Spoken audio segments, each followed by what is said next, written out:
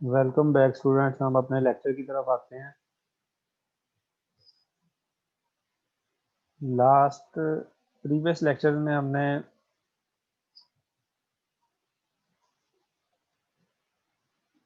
Equilibrium of the international trade under increasing opportunity cost with the help of production possibility frontier and indifference community indifference curve theory हमने discuss किया था।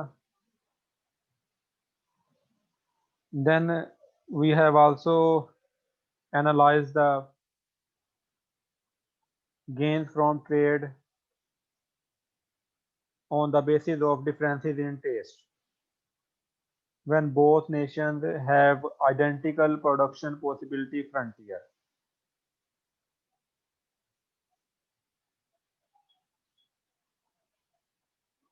इसके अलावा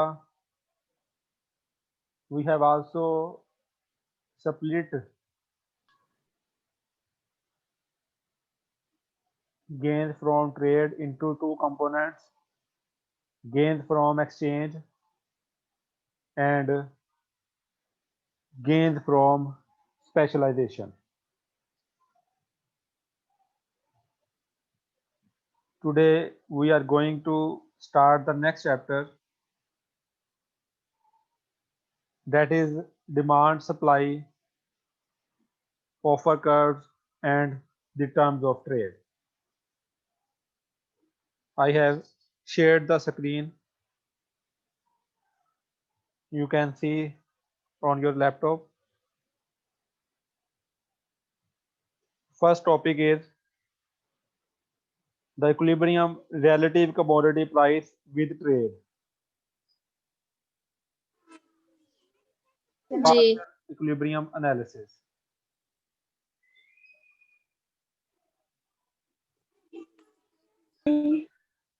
Partial equilibrium basically किसी एक nation के लिए या एक कमोडिटी के लिए इक्विलिब्रियम होगा।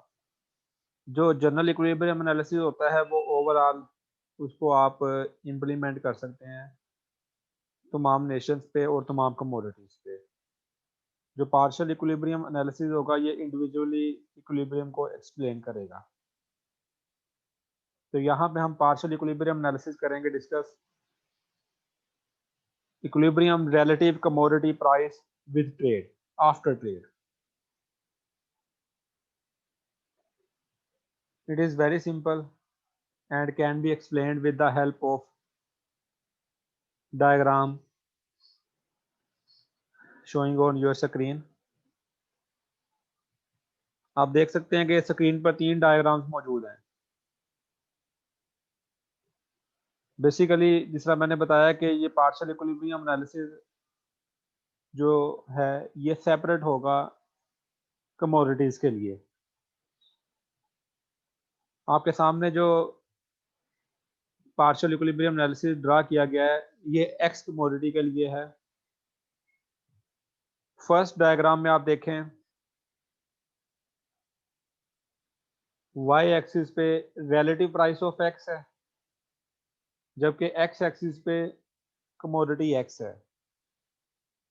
इसी तरह पैनल बी में भी और पैनल सी में भी तीनों डायग्राम में वाई एक्सिस पे रिलेटिव प्राइस ऑफ एक्स है और एक्स एक्सिस पे क्वांटिटी ऑफ एक्स है। फर्स्ट डायग्राम नेशन 1 के लिए है और जो लास्ट डायग्राम थर्ड डायग्राम है वो नेशन 2 के लिए है।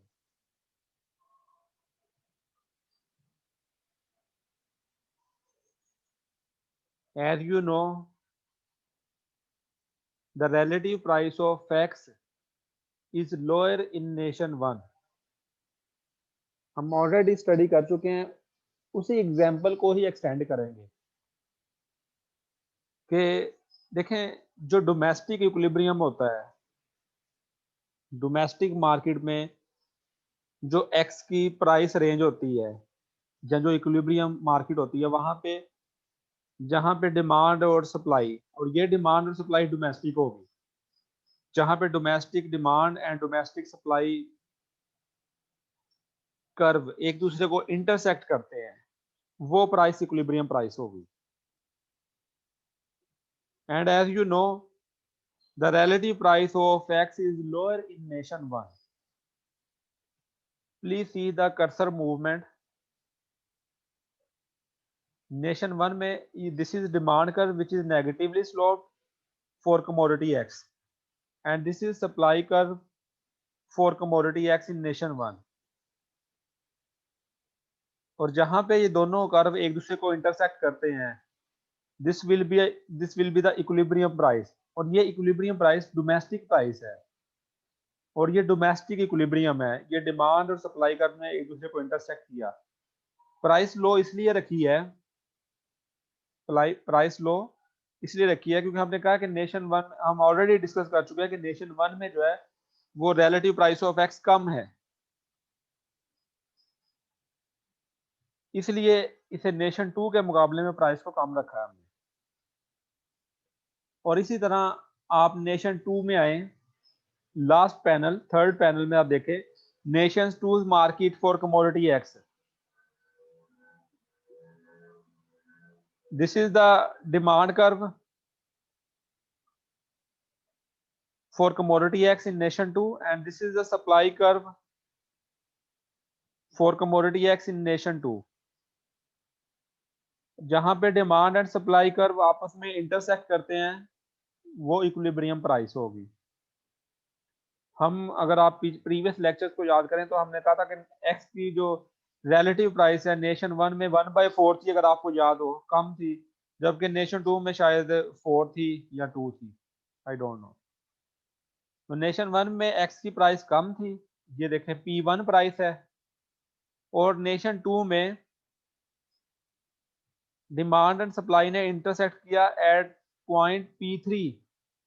आप देख सकते हैं this is the price of commodity x, P3 is the price of commodity x in nation 2। On the other hand P1 is the equilibrium price of commodity X in nation 1. Nation 1 में X की relative price कम है as compare to nation 2 before trade. अब point गौर से सुनिएगा, जब trade, अब ऑब्वियसली ट्रेड स्टार्ट होगी, नेशन 1 जो है वो एक्स कमोडिटी को एक्सपोर्ट करेगा, नेशन 1 जो है वो एक्स कमोडिटी को एक्सपोर्ट करेगी, जबकि नेशन 2 जहां पे वो एक्सपेंसिव है, एक्सपेंसिवली प्रोड्यूस हो रहा है, उसकी प्राइस हाई है, वो उसको इंपोर्ट करेगी।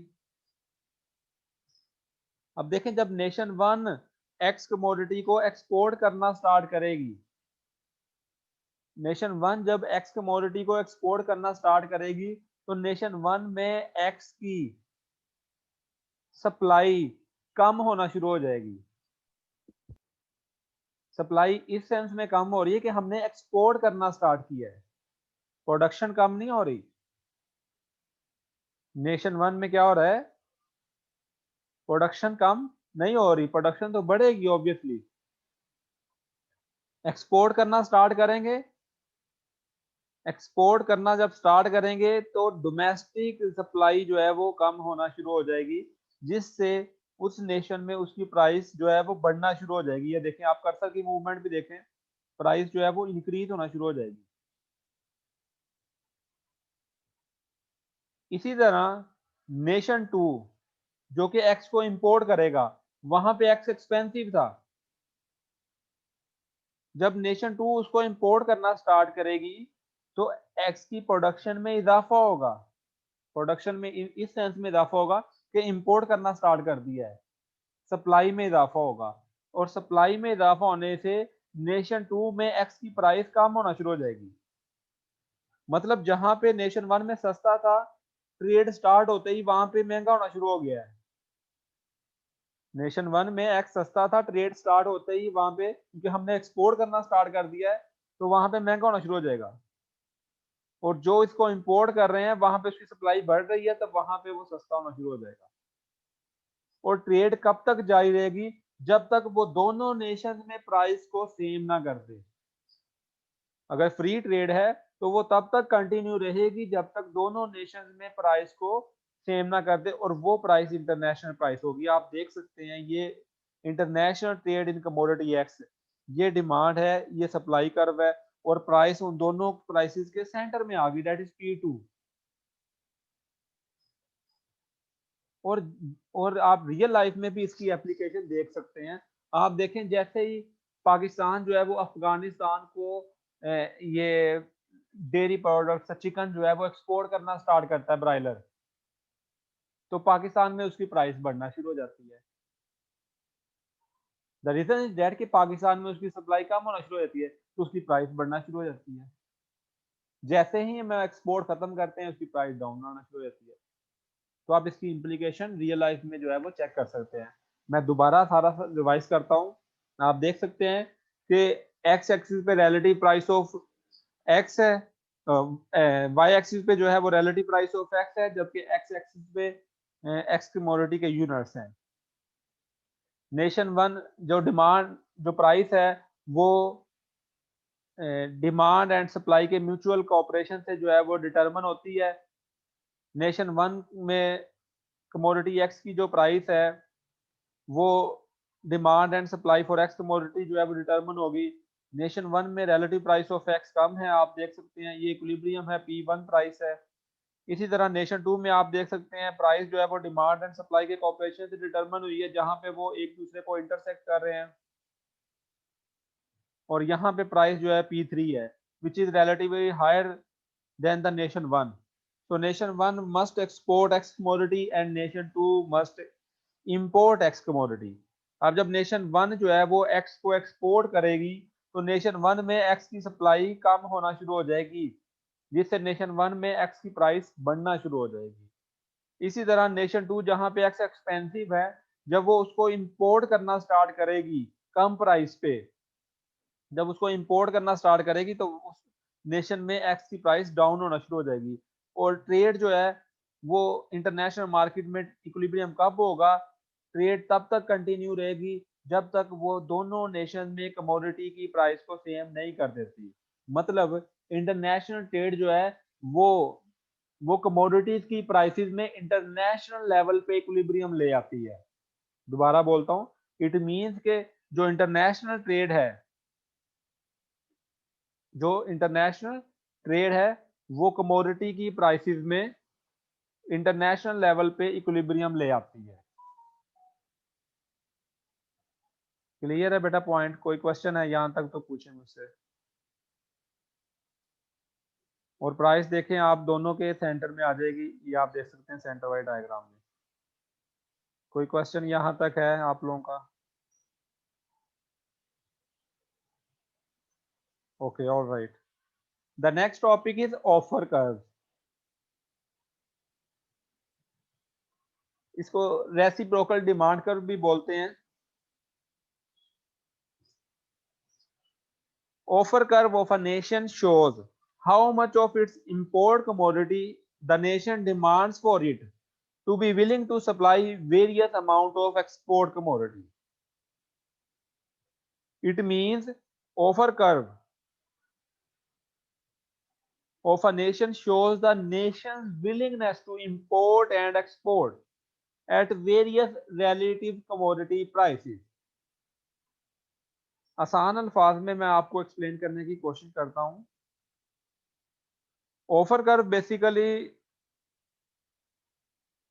उन पॉइंट्स को जाहिर करता है जो बेसिकली नेशन की willingness to import and export को जाहिर करते हैं at various relative commodity prices. हम पीछे तक स्टडी करते हैं, 60 यूनिट्स दिए और 60 ले लिए, ठीक है। रिलेटिव प्राइस वहां पे 1 थी, क्यों 60 दिए हैं और उसके बदले में क्यों 60 मिले हैं, ये क्वेश्चन आता है। रिलेटिव प्राइस 1 पे हम रुके थे, ये क्वेश्चन आता है। तो उन क्वेश्चन का आंसर जैसे हम फर्दर थ्योरीज पढ़ते जाएंगे, जो मतलब आपको डेफिशिएंसीज नजर आती हैं, ऐसे नजर नहीं आती डेफिशिएंसी, मतलब गौर करने पर जो डेफिशिएंसीज लास्ट सीरीज में नजर आती हैं वो ओवरकम होती नजर आएंगी आपको। तो बेसिकली ऑफर कर्व ये शो करता है कि डिफरेंट रिलेटिव कमोडिटी प्राइसेस पे आपकी willingness to export and import क्या है, कि कितनी एक्सपोर्ट्स के बदले में आपको कितनी इंपोर्ट्स मिलनी चाहिए, आपका रेट ऑफ एक्सचेंज क्या है, ये जाहिर करता है ऑफर कर्व कि आप कितनी एक्सपोर्ट्स के बदले में कितनी इंपोर्ट्स लेंगे एट वेरियस कमोडिटी प्राइसेस। इसको जाहिर करेगा ऑफर कर्व। हम दोनों नेशन के लिए ऑफर कर्व को ड्रा करेंगे, नेशन 1 के लिए भी, नेशन 2 के लिए भी, वो पीछे वाले कॉम्बिनेशंस को ही याद रखते हुए जो हम ऑलरेडी डिस्कस कर चुके हैं, उन कॉम्बिनेशंस को ही याद रखते हुए हम ये यहाँ पे एक्सप्लेन करेंगे। डेफिनेशन दोबारा बोलता हूं। The offer curve of a nation shows how much of its import commodity the nation's demands for it to be willing to supply various amount of export commodity, मतलब कितनी imports के बदले में कितनी exports को वो देने को तैयार, सप्लाई करने को तैयार है। और you can say that the offer curve of a nation shows the nation's willingness to import and export at various relative commodity prices. Offer curve of a nation shows the nation's willingness, कि nation किस willingness क्या है to import and export, ये कितनी import के बदले में कितनी एक्सपोर्ट होनी चाहिए eight various relative commodity prices. हम इसको अभी डिटरमिन करते हैं कि किस तरीके से इसको हम डिटरमिन कर सकते हैं नेशन 1 के लिए। आप कर्सर की मूवमेंट को देखिएगा बेटा, लेफ्ट हैंड साइड पे जो डायग्राम है पहले वो बनेगी, फिर उसकी मदद से जो है वो राइट हैंड साइड पे डायग्राम जो है वो बनेगी। आप देख सकते हैं लेफ्ट हैंड साइड डायग्राम में ये वाई एक्सिस है, ये एक्स एक्सिस है। सबसे पहली वही बात है कि ये डायग्राम जो है इसके फिगर्स दोनों साइड्स पे सेम होने चाहिए, सेम डिस्टेंस छोड़ा होना चाहिए, अदरवाइज डायग्राम सही नहीं बनेगी। मैं इट मींस कि आपको आपने ये जो एक्स एक्सिस और वाई एक्सिस पे एक्स एक्सिस और वाई एक्सिस ड्रा करने हैं, इनकी स्केलिंग होनी चाहिए, इनकी स्केलिंग होनी चाहिए और आपस में इक्वल स्केलिंग होनी चाहिए। ये हमने प्रोडक्शन पॉसिबिलिटी फ्रंटियर ड्रा किया, ये पुरानी डायग्राम ही है, उसी की एक्सटेंशन है, उसी एग्जांपल को ही एक्सटेंड करेंगे। ये ऑफर कर्व ड्रा किया, आप प्लीज कर्सर की मूवमेंट को देखें। ए पॉइंट जो है वो इनिशियल प्रोडक्शन पॉइंट है। ए पॉइंट क्या है? इनिशियल प्रोडक्शन पॉइंट है, जहां पे नेशन अटॉर्की पॉइंट भी बोल सकते हैं, नो ट्रेड पॉइंट भी बोल सकते हैं, where the nation is producing 50 units of X with 60 units of Y. At point A, the relative price of X, जी कोई बताएगा मुझे ए पॉइंट पे रिलेटिव प्राइस ऑफ एक्स कितनी है?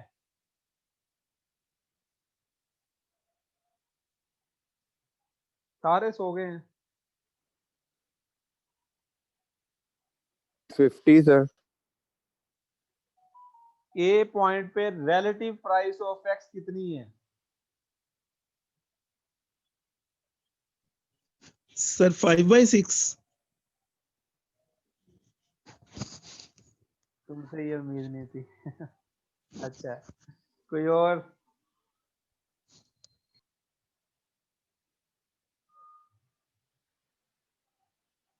कोई नहीं और बोल रहा। 1/4 बेटा सिंपल, आप भूल गए हैं सारा, पिछली मेमोरी सारी डिलीट कर दी है। आप लोगों ने ना मिड टर्म आया, मिड टर्म के बाद जो है वो वेकेशन आ गई आप लोगों को, है कोई 10-15 दिन, आप लोगों ने सारा डाटा जो है वो डिलीट कर दिया है। ऐसे सर एक बड़ा बार रिव्यू करेंगे दोबारा। मोबाइल में भी होता है ना, जी मोबाइल में हम ऐसे जो मैसेज होते हैं जरूरी नहीं होते उनको डिलीट कर देते हैं कि बेचारा मोबाइल पे ऐसे बटन डाला हुआ है रिफ्रेश हो जाए जरा, तो आप लोगों ने भी ऐसे डिलीट कर दिया। ऐसा करना नहीं चाहिए था, फाइनल टर्म के बाद चाहे कर लेते, मिड टर्म के बाद नहीं करना चाहिए था। तो ए पॉइंट पे रिलेटिव प्राइस ऑफ एक्स 1/4 और जैसे ही हम इधर राइट साइड पे मूव कर रहे थे, और 1/4 का ये मतलब है कि x का 1 यूनिट बढ़ाना है तो y के 1/4 आपको सेक्रीफाइस करना पड़ रहे थे। यहाँ पे 20 बढ़ाए थे और ये 5 सेक्रीफाइस किए थे। तो जैसे ही राइट साइड पे मूव कर रहे थे, रिलेटिव प्राइस ऑफ x में इजाफा हो रहा था। आप देख सकते हैं कि जैसे ही A पॉइंट से B की तरफ मूव कर रहे हैं, और B पॉइंट पे हमने चूंकि relative price of x nation 1 में कम थी, that's why nation 1 must specialise in x commodity and export x commodity. जब x में स्पेशलाइजेशन करने के लिए राइट साइड पे मूवमेंट स्टार्ट की, तो यहाँ पे आके स्टॉप किया था जहां पे रिलेटिव प्राइस ऑफ x 1 हो गई थी। B पॉइंट पे रिलेटिव प्राइस ऑफ x 1 थी। इट मींस के x का 1 यूनिट बढ़ाने के लिए y का भी एक ही सेक्रीफाइस करना पड़ रहा था। और इसके आगे हम क्यों नहीं गए थे, हमने कंप्लीट स्पेशलाइजेशन की तरफ क्यों मूवमेंट नहीं की थी? द रीजन इज दैट के 1 के आगे रिलेटिव प्राइस 1.1 होगी। इट मींस का अब x का 1 यूनिट बढ़ाना है तो y के 1.1 सेक्रीफाइस करने पड़ेंगे। दैट्स व्हाई हमने जहां पे रिलेटिव प्राइस 1 थी वहां पे स्टॉप किया था। और रिलेटिव प्राइस 1 पे हम क्या कर रहे थे? अब जब देखें, रिलेटिव प्राइस 1 का मतलब है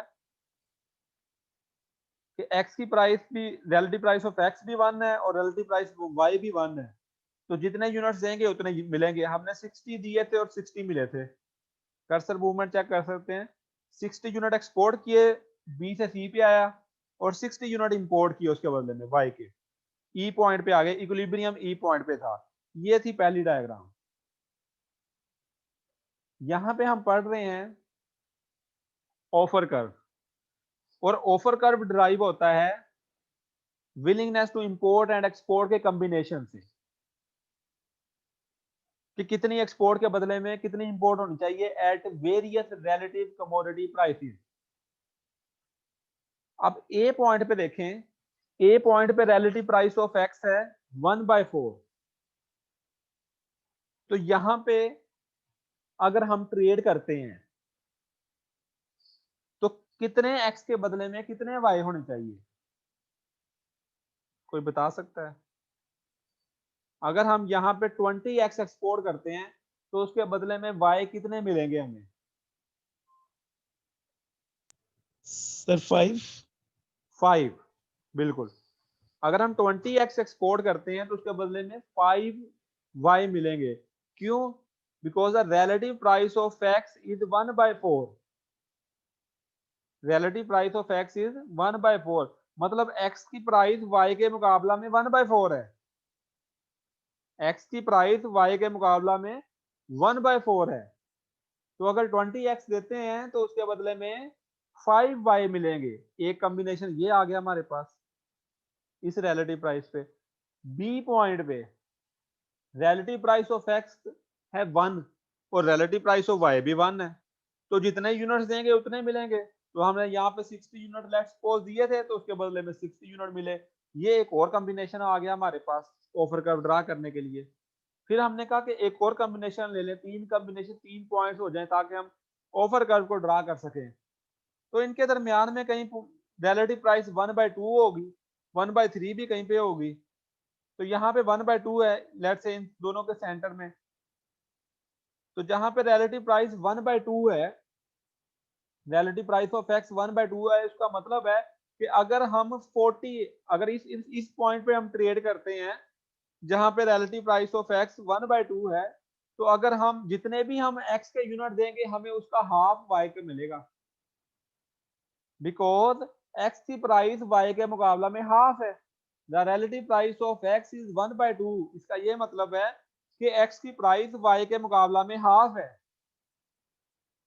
तो यहाँ पे एफ पॉइंट पे अगर हम 40x देते हैं तो उसके बदले में हमें 20y मिलेंगे। अगर हम, आप कर्सर की मूवमेंट को चेक कीजिएगा, अगर हम 40x देते हैं तो उसके बदले में हमें 20y मिलेंगे। यहाँ पे इक्विलिब्रियम बनेगा एच पॉइंट पे। तो ये हमारे पास एक और कॉम्बिनेशन आ गया। तो हमने 3 रिलेटिव प्राइस यहाँ पे डिस्कस की है और उस पर willingness to import and export देखा है। और obviously willingness to import and export जो है वो अकॉर्डिंगली है to the relative price of commodities. Commodity की रिलेटिव प्राइस के मुताबिक ही हमारी willingness to import and export बनती है। ए पॉइंट पे रिलेटिव प्राइस ऑफ एक्स 1/4 थी, ठीक? तो जितने यूनिट एक्स के एक्सपोर्ट करेंगे उसका उसका जो है वो फोर्थ टाइम लेस जो है हमें वाई का यूनिट मिलेगा। एफ पॉइंट पे रिलेटिव प्राइस, क्योंकि इधर को हम जब बढ़ते हैं तो प्रोडक्शन पॉसिबिलिटी फ्रंटियर पे मूव करते हैं राइट साइड पे, तो रिलेटिव प्राइस ऑफ एक्स में इजाफा होता है। एफ पॉइंट पे रिलेटिव प्राइस जो है वो 1/2 है। इट मीन्स कि हम एक्स के जितने यूनिट्स भी देंगे वाई हमें उसका हाफ मिलेगा। मतलब अगर आप 40 एक्स एक्सपोर्ट करते हैं उसके बदले में 20 वाई मिलेंगे। इसी तरह आप बी पॉइंट पे अगर आते हैं तो यहाँ पे रिलेटिव प्राइस 1 है, तो जितने एक्स देंगे उतने वाई मिलेंगे। 60 एक्स दिए 60 वाई मिले। अब आप राइट साइड पे डायग्राम पे आए, आप देखें ये पॉइंट्स लगे हैं 20 40 60, इसमें ये तीनों कॉम्बिनेशन ये पॉइंट ड्रा करते हैं। आप ए पॉइंट पे देखें, आप रिलेटिव प्राइस 1/4 है। आप देख सकते हैं कि अगर हम 20x देते हैं उसके बदले में 5y मिलेंगे, 5y देख सकते हैं 20x। तो ये पहला पॉइंट है जहां पे कर्सर मौजूद है, ये पहला पॉइंट है। और ये देखें अगर आप ओरिजिन से स्ट्रेट लाइन आप खींचें तो उस पर रिलेटिव प्राइस आप लिख सकते हैं 1/4। इसी तरह दूसरा कॉम्बिनेशन एफ पे जो है, एफ पे जो कॉम्बिनेशन है और इक्विलिब्रियम एच पे है, वो ये देखें एच से जाहिर किया गया है। आप देख सकते हैं कि यहाँ पे रिलेटिव प्राइस 1/2 है, तो अगर 40x देंगे तो उसके बदले में 20y मिलेंगे, क्योंकि y की प्राइस जो है वो हाई है, x से डबल है। या आप ये कह सकते हैं कि x की प्राइस y का हाफ है। इसी तरह आप देख सकते हैं ये रिलेटिव प्राइस 1 जो है ई पॉइंट पे हुई है, 60x दिए 60y मिले। ये तीन पॉइंट्स हमारे पास आ गए, first second third, which shows the willingness to import and export at various relative commodity prices। ये ब्लू कलर की जो लाइन है, इन पॉइंट्स को एक कर्व की शेप में हमने मिलाया है, ये देखें इन पॉइंट्स को मिलाया है। This is the offer curve of nation 1, this is the offer curve of nation 1। जी बेटा यहां तक कोई क्वेश्चन है आप लोगों का तो पूछें।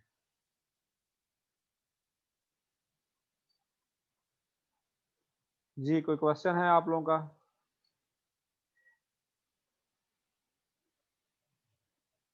एहसन मियां कोई क्वेश्चन है यहाँ तक? सर नहीं क्लियर है यहाँ तक। दोनों डायग्राम्स बनाकर ये इनकम्प्लीट छोड़ रहे हैं हम, क्योंकि नेक्स्ट डायग्राम भी इसी तरह लेंथी है, इट विल टेक टाइम। तो आप जो है दोनों डायग्राम्स अभी बनाकर मुझे सब लोग इंडिविजुअली, और डायग्राम के ना यहाँ पे सेंटर में अपना नाम लिखे हैं ताकि पता चले मुझे आप लोगों ने बनाई है, ठीक है? तो इट्स बेटर कि आप साइन करें, साइन करके जो है तस्वीर खींच के मुझे व्हाट्सएप करें दोनों डायग्राम। इंशाल्लाह कल के लेक्चर में हम इसको कंटिन्यू करेंगे, और कोई क्वेश्चन हुआ तो फिर आप मुझसे कल डिस्कस कर सकते हैं। ठीक, वो ग्रुप में शेयर करनी है सर? जी ग्रुप में शेयर करनी है। ठीक है sir. Okay thank you, Allah Hafiz. Allah Hafiz.